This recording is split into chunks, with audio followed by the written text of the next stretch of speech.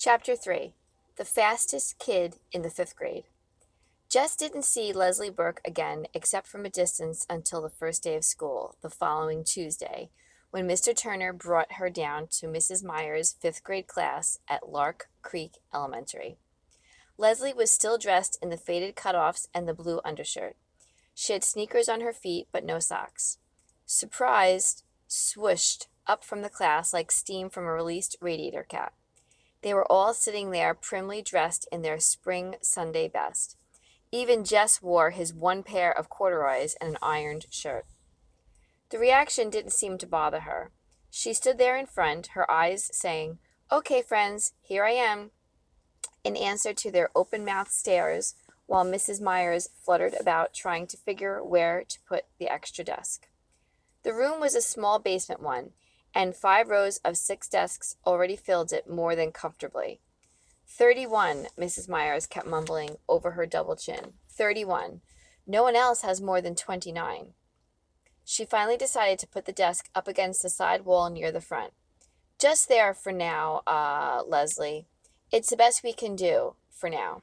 This is a very crowded classroom." She swung a pointed glass at Mr. Turner's retreating form. Leslie waited quietly until the 7th grade boy who had been sent down with the extra desk scraped it into position hard against the radiator and under the first window. Without making any noise, she pulled it a few inches forward from the radiator and settled herself into it. Then she turned once more to gaze at the rest of the class. 30 pairs of eyes were suddenly focused on desk-top scratches. Jess ran his forefinger around the heart with 2 pairs of initials, BR and SK, trying to figure out whose desk he had inherited. Probably Sally Coach's. Girls did more of the heart stuff in 5th grade than boys. Besides, BR must be Billy Rudd, and Billy was known to favor Myrna Hauser since last spring. Of course, these initials might have been here longer than that, in which case, Jessie Aaron's, Bobby Gregg's. Pass out the arithmetic books, please. On the last word, Mrs. Myers flashed her famous first day of smile. It was said in the upper grades that Mrs. Myers had never been seen to smile except on the first and the last day of school. Jess roused himself and went to the front. As he passed Leslie's desk, she grinned and rippled her fingers low in a kind of wave. He jerked a nod. He couldn't help feeling sorry for her. It must be embarrassing to sit in front when you find yourself dressed funny on the first day of school, and you don't know anybody. He slapped the books down as Mrs. Myers directed. Gary Fulcher grabbed his arm as he went by. "Gonna run today?" Jess nodded. Gary smirked. "He thinks he can beat me, the dumbhead." At the thought, something jiggled inside of Jess. He knew he was better than he had been last spring. Fulcher might think he was going to be the best, now that Wayne Pettis was in 6th. But he, Jess, planned to give old Fulcher a little surprise come noon. It was as though he had swallowed grasshoppers. He could hardly wait. Mrs. Myers handed out books almost as though she were the President of the United States, dragging the distribution process out in senseless signings and ceremonies. It occurred to Jess that she, too, wished to postpone regular school as long as possible. When it wasn't his turn to pass out books, Jess sneaked out a piece of notebook paper, and drew. He was toying with the idea of a whole book of drawings. He ought to choose one chief character and do a story about it.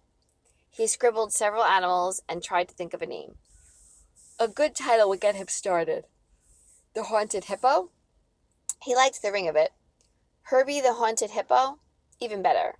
The Case of the Crooked Crocodile? Not bad. "What's you drawing?"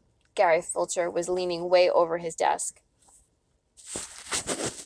Jess covered his paper with his arm. "Nothing." "Aw, come on. Let me see." Jess shook his head. Gary reached down and tried to pull Jess's hand away from the paper. "The Case of the Crooked—" "Come on, Jess," he whispered hoarsely. "I ain't gonna hurt nothing." He yanked at Jess's thumb.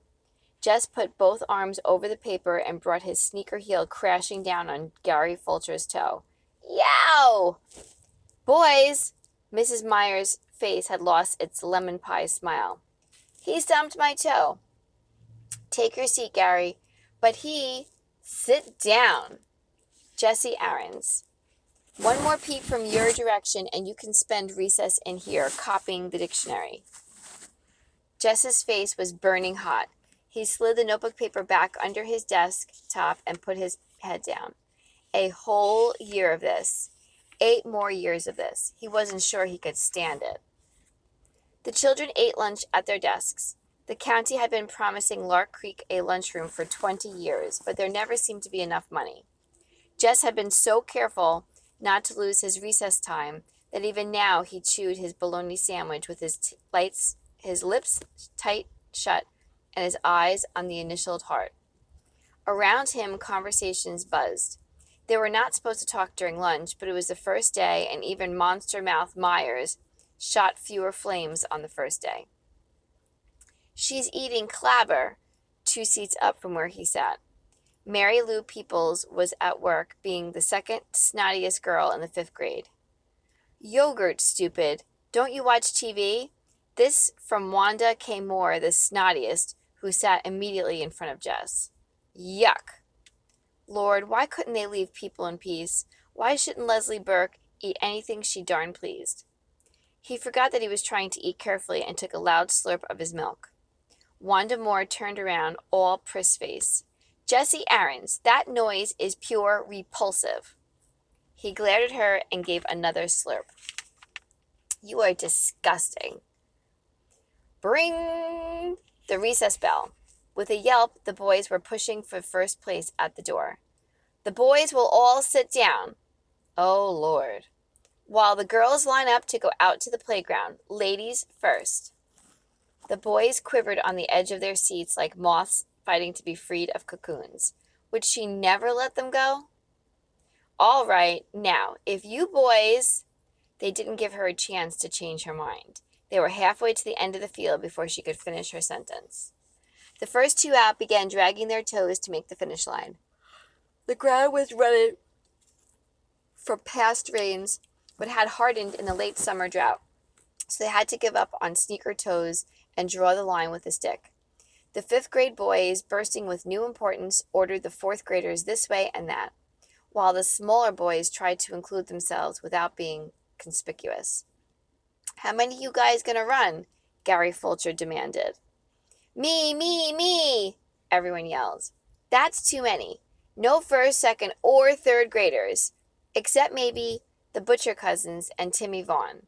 The rest of you will just be in the way. Shoulders sagged, but the little boys backed away obediently. Okay, that leaves 26. 28, stand still, 28. You get 28, Greg? Fulcher asked Greg Williams, his shadow. Right, 28.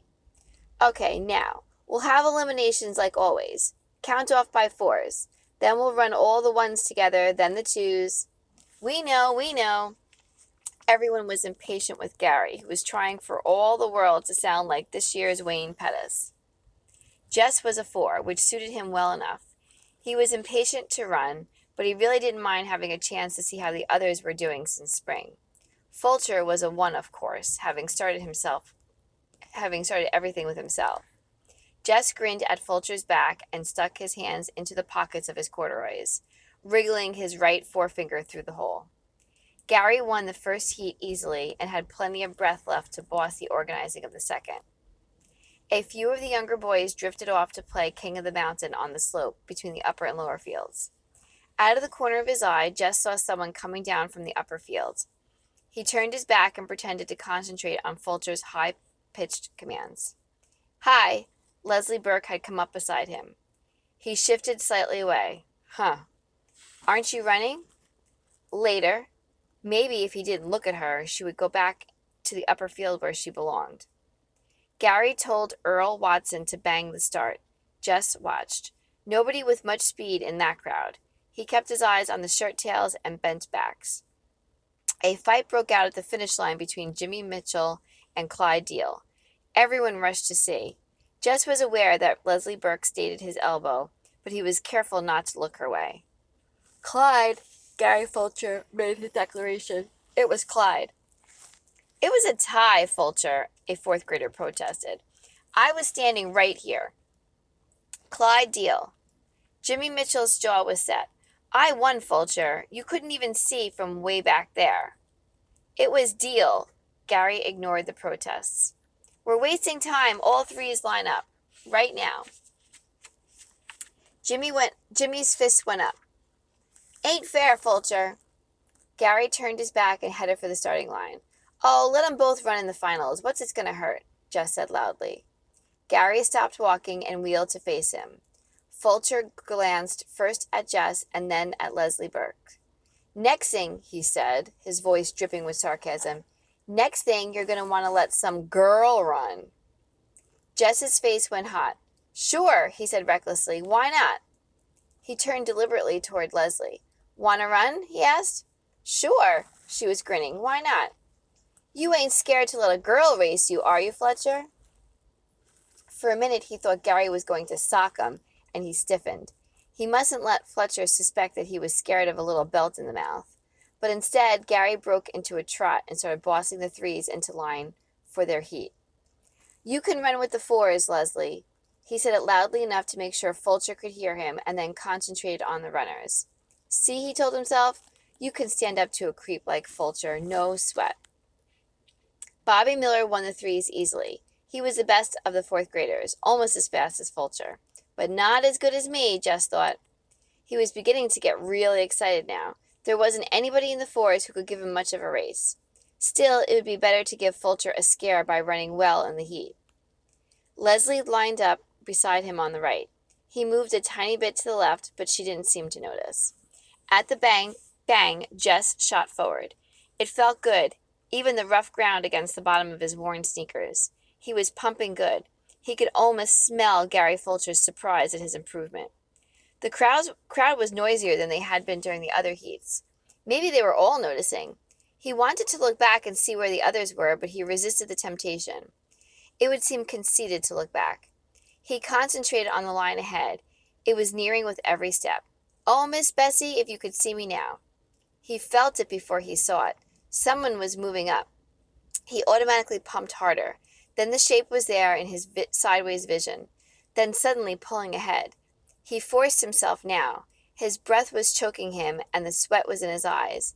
But he saw the figure anyhow. The faded cutoffs crossed the line a full 3 feet ahead of him. Leslie turned to face him with a wide smile on her tanned face. He stumbled and without a word began half walking, half trotting over to the starting line. This was the day he was going to be champion. The best runner of the 4th and 5th grades, and he hadn't even won his heat. There was no cheering at the end of either end of the field. The rest of the boys seemed as stunned as he. The teasing would come later, he felt sure, but at least for a moment none of them were talking. Okay, Fulcher took over. He tried to appear very much in charge. Okay, you guys, you can line up for the finals. He walked over to Leslie. Okay, you had your fun. You can run on up to the hopscotch now. But I won the heat, she said. Gary lowered his head like a bull. Girls aren't supposed to play on the lower field. Better get up there before one of the teachers sees you. I want to run, she said quietly. You already did. What's the matter, Fulcher? All Jess's anger was bubbling out. He couldn't seem to stop the flow. What's the matter? Scared to race her? Fulcher's fist went up, but Jess walked away from it. Fulcher would have to let her run now, he knew. And Fulcher did, angrily and grudgingly. She beat him. She came in first and turned her large, shining eyes on a bunch of dumb, sweating, mad faces. The bell rang. Jess started across the lower field, his hands still deep in his pockets. She caught up with him. She took her hands out and began to trot toward the hill. She got him into enough trouble. She speeded up and refused to be shaken off. Thanks, she said. Yeah? For what? He was thinking. You're the only kid in this whole darn school who's worth shooting. He wasn't sure. He thought her voice was quivering, but he wasn't going to start feeling sorry for her again. So shoot me, he said. On the bus that afternoon, he did something that he had never thought he would. He sat down beside Maybelle. It was the only way he could make sure he wouldn't have Leslie plunking herself down beside him. Lord, the girl had no notion of what you did and didn't do.